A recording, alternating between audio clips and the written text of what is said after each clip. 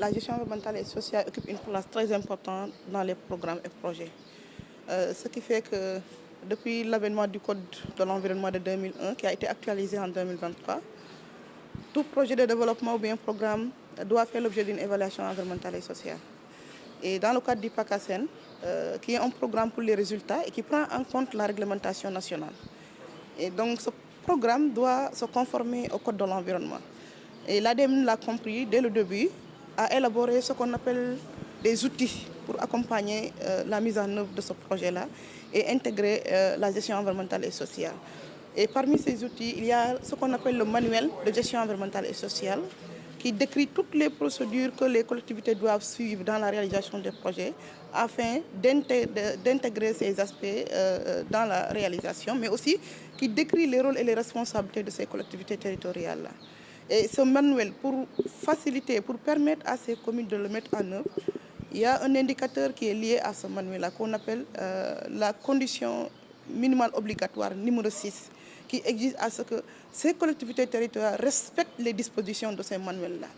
Maintenant, le respect des dispositions de ces manuels porte d'abord, parce que la réalisation des projets démarre vers la planification. Donc aujourd'hui, pour tout ce qui est planification de projet, les collectivités doivent d'abord intégrer l'aspect environnement. Et c'est pourquoi M. Ndour a dit tout à l'heure que le screening, on doit faire le screening environnemental et social. Et c'est l'objet de ces missions de coaching-là. On accompagne les communes pour voir comment ils vont mettre en œuvre les dispositions de son manuel à travers d'abord la planification, faire le screening environnemental et social et dans la réalisation des projets, voir les mesures qui sont proposées par la direction de l'environnement, comment les prendre en compte afin d'assurer la préservation de l'environnement, mais aussi la santé et la sécurité des communautés locales. Donc ça a été mis en œuvre depuis le début du programme et ça constitue une grande réussite parce qu'aujourd'hui, toutes les collectivités territoriales pilotes du PACASEN ont l'obligation de faire le screening environnemental de leur projet avant la réalisation. Mais l'ADEME ne s'arrête pas là parce que l'ADEME fait des renforcements de capacité à travers le coaching territorial, mais aussi à travers les formations avec le Centre national qu'il organise annuellement pour accompagner ces collectivités territoriales. Donc ça a été vraiment une avancée pour ces communes-là d'être outillées et d'être renforcées par rapport à la prise en compte de ces aspects qui sont très importants aujourd'hui. Aussi, il y a un élément important à souligner, c'est la participation citoyenne qui constitue un thème transversal dans le cadre du PACASEN. La participation citoyenne qui est donc l'ADM s'est inspiré du Code général des collectivités territoriales, notamment sur son chapitre 1 et la section 2 qui porte sur la participation citoyenne et qui oblige aux collectivités territoriales d'impliquer les communautés locales dans le développement local. Donc l'objectif, c'est de faciliter l'engagement citoyen. Et ce que l'ADEME a compris, ce que nous avons fait, l'ADEME a élaboré ce qu'on appelle un guide de participation citoyenne et de mécanisme de règlement des plaintes. Donc, et ce guide permet, dès la planification, d'impliquer les communautés à travers le choix des projets, mais aussi à travers le vote des budgets, et entre autres. Et aussi dans la réalisation du projet, d'impliquer les communautés locales à travers le mécanisme de gestion des plaintes. Donc les communautés ont la possibilité, s'il y a des nuisances sonores, s'il y a s'ils ont des plaintes, d'aller au niveau de la collectivité territoriale, de soumettre ces plaintes-là et la collectivité règle ces plaintes au niveau sans aucune difficulté. Et ce mécanisme de gestion a été mis dans toutes les collectivités. Aujourd'hui, toutes les collectivités du PACASEN disposent au mécanisme de gestion des plaintes, avec des registres. Mais aussi, l'ADEME ne s'arrête pas là, il a demandé à ce que les communes nomment un point focal, c'est-à-dire quelqu'un qui est chargé de la gestion de ces plaintes au niveau de la commune. Et ça aussi, ça a été lié pour les communes urbaines à un indicateur de performance qu'on appelle la gestion des réclamations. Donc, il y a le mécanisme, quelqu'un qui gère cet aspect au niveau de la commune, mais aussi au-delà, il y a des commissions. L'ADEME a demandé à ce que, dans le cadre du PACASEN, les collectivités territoriales harmonisent, parce qu'il y a beaucoup de projets qui viennent, qui demandent la mise en place d'un mécanisme de gestion des plaintes. Donc aujourd'hui, l'outil qui est mis en place dans le cadre du PACASEN, c'est un outil de la collectivité territoriale. Donc c'est le mécanisme de la collectivité territoriale où tous les projets peuvent y s'insérer. Et ce mécanisme-là, ça existe avec des registres et un point focal qui est chargé de la réalisation, d'assurer de la gestion de ces plaintes. L'ADEME demande maintenant, aujourd'hui, toutes les communes ont mis aussi en place ce qu'on appelle la commission locale de gestion des plaintes. Et avec le niveau départemental, on est en train de voir avec le ministre et vraiment comment institutionnaliser, on va mettre en place un dispositif au niveau départemental pour harmoniser cet aspect de mécanisation des plaintes. Donc l'objectif, c'est d'impliquer les communautés locales, de leur donner qu'elles puissent donner leur avis dans la réalisation des projets et que la commune puisse répondre rapidement sans qu'il y ait difficulté. Parce que les projets qui sont mis dans le cadre du PACASEN, c'est des projets à impact positif. Donc la réalisation de ces projets ne doit pas avoir des soulèvements ou bien des malcompréhensions au niveau des collectivités territoriales. Donc c'est ce dispositif que l'ADM a mis en place à travers la gestion environnementale, la participation citoyenne, le mécanisme de gestion des plaintes pour accompagner les collectivités territoriales. Et l'ADM a signé des partenariats. Parce que dans le cadre de la gestion environnementale et sociale, l'ADM a signé une convention avec la direction régionale, la direction de la réglementation environnementale et du contrôle, et qui est représentée au niveau régional avec les directions régionales de l'environnement et des établissements classés. Et nous, on travaille avec ces directions-là qui accompagnent les communes en collaboration avec les ARD pour intégrer ces aspects-là.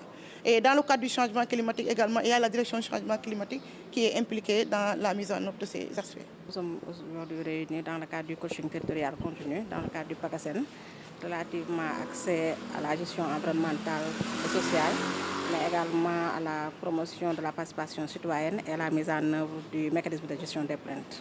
C'est de renforcer les capacités des collectivités territoriales, donc 51 au niveau de la région de Dakar, qui sont concernées par le PACASEN, donc pour les prendre en charge tout ce qui est aspect environnemental dans le cadre des fonds additionnels PACASEN, dans tout ce qui est dossier d'appel d'offres, mais également dans la mise en œuvre des projets et infrastructures au niveau des collectivités territoriales. Bien sûr, parce que depuis 2019, nous sommes en train de mettre en œuvre le PACASEN et les collectivités sont déjà capacitées dans ce sens-là pour prendre en compte l'aspect environnemental qui est très important, d'autant plus que nous sommes dans l'ère des changements climatique et nous tous nous le remarquons.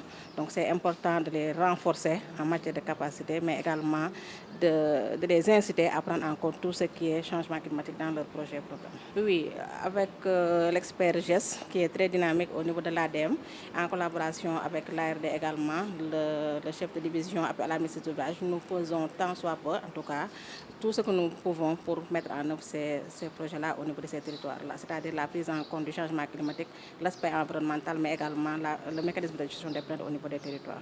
Cette mission de coaching territorial continue démarrée ce matin est extrêmement importante pour les collectivités territoriales que nous sommes, surtout pour les 51 qui sont vraiment sous le coaching de l'Agence régionale de développement de Dakar, en présence de Madame la directrice que nous remercions au passage, avec l'Agence de développement municipal et la direction des changements climatiques. Je pense que ce coaching est extrêmement important pour les collectivités territoriales que nous sommes, parce que vous savez très bien, on doit soumettre des projets sensibles au changement climatique. Et ces projets qui sont sensibles au changement climatique sont des projets qui sont identifiés dans les collectivités territoriales. Et également, vous savez, la participation citoyenne est fondamentale. Dans le Code général des collectivités, nous devons associer donc, les populations sur le choix des projets. C'est ce qui nous vaut justement la tenue de réunions publiques d'information. Et vous savez, nous avons des plans de développement communal au niveau des communes. C'est sur la base de ces PDC que sont choisis ces projets justement dans le cadre d'un plan triennal d'investissement. Et chaque année, nous avons des PTI glissants, comme on le dit. Chaque année, on laisse tomber une année. Donc, le PAI qui sort de ce PTI donc, est un PAI qui est validé par les populations, qui est également adopté, examiné et adopté donc, par le conseil municipal en tant qu'organe délibérant. Pour dire en tout cas, ces projets-là qui sont mis en œuvre dans les différents territoires, aussi bien à Pékin, donc dans la région de Dakar, je veux dire, donc, ce qui veut dire que nous sommes aujourd'hui avec nos amis de Rufisque, de Kermassar et également donc, de Pékin. Donc demain, peut-être les autres départements vont suivre pour dire vraiment, en tout cas, ce coaching-là est important parce que ce coaching suit les plans de renforcement de capacité, les PARCA, mais également l'exécution des PAI. Comme l'a dit tout à l'heure, monsieur le directeur, en tout cas le représentant de la direction de l'environnement, c'est important que ces projets-là qui tiennent compte des aspects liés à l'environnement, au changement climatique, que ces projets-là puissent respecter vraiment le screening des différents projets. Ce qui veut dire que nous avons des projets qui doivent tenir compte et faire face vraiment aux inondations, à l'érosion côtière, donc aux questions liées à la biodiversité. Donc ce qui veut dire que vraiment pour ça, il faut nécessairement ce coaching. C'est l'intérêt vraiment de cette formation de 2 jours. Donc, nous, au niveau de Dakar, en tant que région, nous insistons sur le 100%. On veut que toutes les collectivités passent à la fin de l'année. Parce que si les collectivités passent, ils vont avoir leur allocation de performance. Et c'est ce qui permet justement de réaliser ces projets d'investissement et les maires vont porter ces bilans-là avec les populations. Donc cette réunion de coaching de 2 jours est extrêmement importante et nous y donnons beaucoup d'intérêt et remercions au passage vraiment tous nos coachs, l'agence de développement municipal, la DREC, éventuellement donc l'ARD qui a mis en place un groupe WhatsApp qui permet d'alerter les populations, les responsables des collectivités que nous sommes, parce que justement c'est comme ça qu'on va vraiment décider autrement nos collectivités où nous avons besoin de la presse pour nous accompagner, parce que quand on parle de la presse, on parle des populations justement. Il faut que ces projets qui sont réalisés dans nos communes fassent l'objet vraiment de préoccupations vraiment agissantes au niveau des différentes collectivités territoriales. Je profite de l'occasion pour vous informer que dans cet atelier, nous représentons également la direction changement climatique, qui aujourd'hui donc est occupée par la COP du Brésil. Nous sommes là aujourd'hui donc dans le cadre d'une formation organisée par l'ADM. Et vous savez que dans le cadre du PACASEN, les investisseurs aujourd'hui, les bailleurs, sont assujettis à ce qu'on appelle les investissements socialement responsables. Donc l'environnement est devenu un passage obligatoire. Et dans le cadre de ce programme, il y a une condition minimale obligatoire, numéro 6, qui exige à ce que dans le cadre de ce programme, que les collectivités territoriales bénéficiaires du projet puissent donc prendre en charge ces aspects environnementaux. Nous remercions également le programme, l'ADM, et également les responsables du PACASEN, d'avoir intégré également le volet changement climatique au niveau du financement additionnel. Parce qu'il est clair maintenant qu'aujourd'hui, on ne peut plus faire un programme sans parler de ces changements climatiques. C'est une réalité que nous vivons tous les jours. Maintenant, dans le cadre du respect de cette CME6 qui parle de volet environnemental, la division régionale de l'environnement et des établissements classés de Dakar assure ce qu'on appelle le screening environnemental. Et ce screening permet donc à l'environnement, dans le cadre de la mise en œuvre de ces projets, de faire une visite, d'identifier au niveau des sites et en fonction des projets qu'on doit mettre en œuvre, tous les aspects environnementaux qui doivent accompagner le projet. Ce qui est là comme aspect, comme problème à régler et ce qui est là également comme situation à renforcer. Et ça nous permet donc, à la suite de ces visites de screening, de donner non seulement à la collectivité territoriale un go pour dire qu'effectivement le projet peut être mis en œuvre sur ce site, mais avec quand même un certain nombre de recommandations que les collectivités sont tenues de respecter dans la mise en œuvre. Et pour ce respect également, il y a une autre phase qui va consister donc au suivi environnemental que nous faisons également, nous autres de l'environnement, en collaboration avec Mme Sagne, qui également représente l'ADM. Parce que quand même, il est clair qu'aujourd'hui, avec l'arrivée de Mme Sagne, le volet environnement a pris quand même une bonne place dans ce programme PACASEN. Ça, on en profite bon pour la remercier. Et également dire que les collectivités territoriales également ont un engagement qui permet aujourd'hui de comprendre qu'eux, ils ont également en cœur que l'environnement est un passage obligatoire dans la mise en œuvre de ce projet.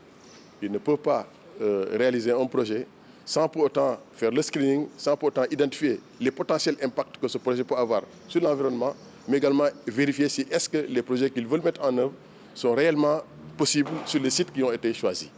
Parce que c'est important, c'est pourquoi la visite est faite. Il faut d'abord vérifier si est-ce que le site qui est ciblé par la collectivité territoriale est apte à porter le projet qu'ils veulent mettre en œuvre sur place. Si c'est le cas, on leur donne donc un certain nombre de recommandations que nous allons également suivre avec eux. C'est pourquoi donc je dis que cet aspect environnement est extrêmement important, surtout pour ces bailleurs qui ne peuvent pas mettre le sou dans des projets qui ne respectent pas l'environnement. Arrêter tous les problèmes que nous avons vécus dans le temps, avec la mise en œuvre de projets sans prendre en compte ces aspects environnementaux. C'est ce qui fait aujourd'hui que l'ADM a mis en place dans ce dispositif, a exigé également pour que le financement puisse être mis en place, que ces aspects environnementaux soient réglés. Donc en réalité, c'est en correction de ce qui a été constaté dans le temps, parce que dans le temps, les gens mettaient les projets en œuvre sans pour autant prendre en compte ces aspects environnementaux. C'est pourquoi on a mis des projets dans des zones inondables, on a mis des projets dans des zones qui ne devraient pas porter ces projets, et ça les a rattrapés. Il faut éviter tout cela maintenant. L'ADM a exigé avec la CMO6 que, avant même que le financement ne soit mis en place, il faut que ce CMO6 soit respecté. Et le respect de cette CMO6, c'est la validation des sites à la suite des screenings.